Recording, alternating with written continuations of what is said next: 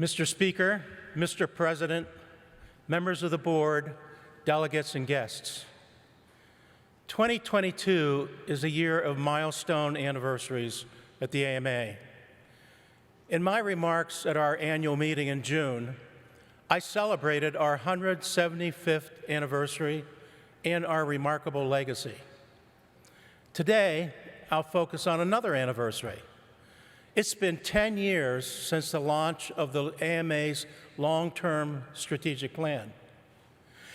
When I arrived at the AMA in 2011, the search committee, composed of both members of the House and the board, charged me with two tasks: that the AMA ever more strongly reflect our mission statement, and to create a long-range strategic plan, since the committee recognized that our work meandered somewhat from year to year.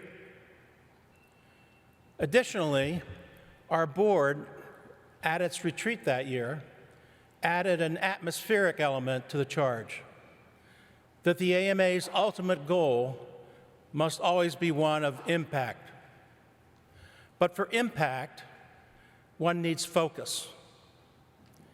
An audit of our work at that time revealed that we had over 100 different projects, many unrelated to one another, often modest in scale. At the same time, our policy portfolio was quite broad, and policies were numerous. By zooming out to a bird's eye view of those projects and policies, just like one does using Google Earth, we could see what I'll refer to as meta-signals from our House policy, as well as some thematic clustering of some projects that could be better aligned and thus more focused and therefore more impactful.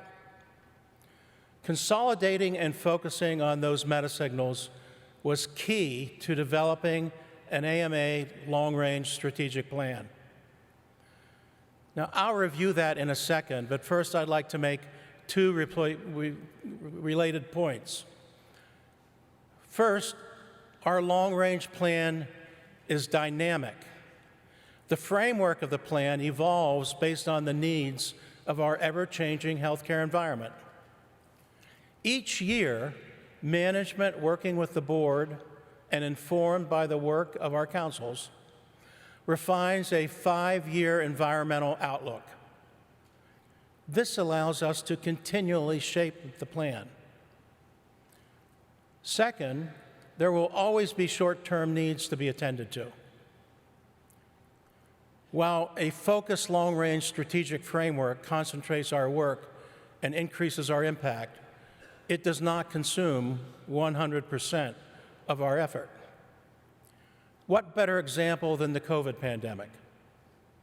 There will always be unanticipated short-term needs, as well as resolutions from this House that require immediate attention. Balancing focused long-term needs with diverse short-term needs, that's the art of what we do. So what are the meta-signals in our policy portfolio that allowed focused work on a critical set of issues? And these will be familiar to you. Here is a graphic of the strategic framework. Bottom right, you'll notice that the entire framework rests on a foundation of ongoing must-haves, such as membership, finance, science and public health, as well as several other essential teams. Those foundational elements support the 3 strategic arcs, the arcs being listed on the left and shown on the right as the inner circle. The arcs, in no particular order, are chronic disease, that is, confronting this public health crisis that consumes 90% of our nation's healthcare cost; professional development, which drives the future of medicine through reimagined education and lifelong learning; and removing obstacles that interfere with patient care, and that is minimizing administrative hassles, and in their place, substituting more time with our patients. As shown on the right in the outer circle, work in 3 arcs is further powered by the cross-cutting accelerators of advocacy, equity, and innovation. Advocacy helps memorialize progress in each arc by, for example, sculpting the regulatory domain. Advancing health equity is how we help to ensure optimal health for all people. And innovation is critical if we are to be an organization that goes beyond simply convening to one that does and creates. Typically in these presentations, I focus on updates of progress in these areas. However, my goal today is to explain the origin and the evolution of the strategic framework and how it contributes to making us the leading organization that we are today. For example, the arc of professional development, that is, driving the future of medicine through physician education. That arc initially focused on undergraduate medical education. The rationale was that medical schools were a tightly circumscribed universe of education that had limited space for innovative, future-oriented work. This work eventually expanded to a consortium of 37 medical schools. It created the third science of medical education, health system science, and spun out many other innovations now being broadly integrated into curricula. Over time, this arc grew and expanded, but in a way that maintained intellectual cohesion. We now have an additional consortium of 11 integrated health systems focused on reimagining residency with the singular goal of optimizing the transition from medical school to residency and residency to practice. We also created the AMA Ed Hub for digital education. We're early on in this work, but already we offer more than 9,000 online resources developed from nearly 40 trusted sources, and that includes 13 federation societies. And with the additional participation of numerous specialty boards, state licensing boards, and other institutions such as the CDC and Stanford. So you can see how a meta-signal, in this case medical education, has matured in the decade since its introduction from a sole focus on undergraduate medical education into a budding, cohesive, and coordinated pipeline of lifelong learning that physicians need in the 21st century. Another example is from the arc dedicated to improving the clinical environment by removing obstacles interfering with patient care. One extension of this work is the recently launched AMA Recovery Plan for America's physicians, and that was covered in detail by Dr. Resnick. Longer-term examples in this arc include innovative approaches to improving the physician environment, represented by newly formed companies from our Silicon Valley-based Health 2047 enterprise. These include a company, Emergence, that aims to support the back office and other organizational management needs in practice. Importantly, the model here is of the company working for and serving physicians, not the other way around.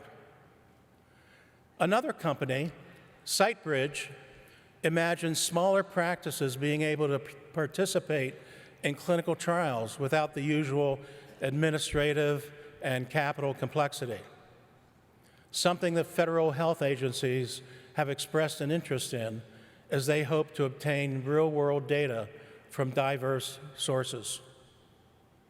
Now, the future of these companies will be revealed in the next several years. Venture formation takes time. But the point is that in all of the arcs, the AMA is taking longer-term innovation approaches as well as attending to critical short-term concerns. The third arc, focused on chronic disease, displays other general principles of our long-range framework. Here, we help patients at high risk for heart disease better manage their blood pressure, and we provide support for physicians to help patients get there. Hypertension being the #1 cause of death and disability in our nation makes it an obvious place to start. A key component of this arc, as with all of our arcs, is that to truly act on large problems, it is best to do it in partnership with others. Over the last 10 years, we've raised public awareness of the risk of chronic disease in partnership with the American Heart Association, the CDC, the American Diabetes Association, the National Medical Association, the Association of Black Cardiologists, the Ad Council, and others. We launched our AMA Blood Pressure Quality Improvement Program with peer-to-peer coaching and a digital dashboard that is being used in health systems now around the country. Work that has demonstrated positive impact on blood pressure control when used in collaboration with physicians. Also with the American Heart Association, we recently recognized 1,300 healthcare organizations committed to blood pressure control. Organizations that help more than 8 million people with hypertension improve their heart health. This arc of chronic disease also underscores the importance of our health equity work. Chronic disease, such as hypertension, disproportionately affects those from historically disinvested and minoritized communities. Our work on hypertension is enhanced by our broad efforts to advance racial justice in medicine and eliminate health inequities. This work led by the AMA Center for Health Equity. Now, to summarize, we've traveled far in the last 10 years, as reflected in the growth and evolution of our long-range strategic plan.